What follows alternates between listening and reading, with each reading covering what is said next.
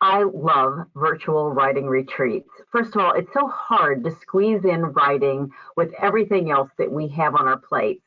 So for busy professionals, I love the idea of a writing retreat because it gives you 3 focused days to really dive in and get a lot accomplished.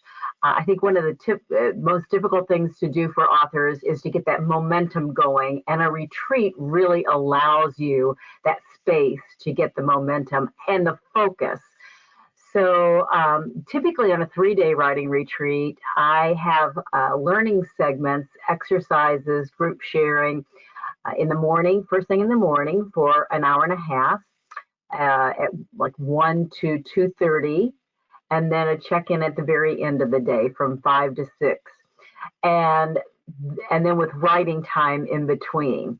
So this gives you this sense of getting some structure, getting your writing muscles exercised, being with other writing folks who are, in the trenches with you, and then you go off and you have that time to work. And I think that is so valuable. So in my writing retreats, yes, there's content and exercises that we cover, but there's lots and lots of time for you to do a deep dive into your book and have the resources there around you if you get stuck or if you have a question.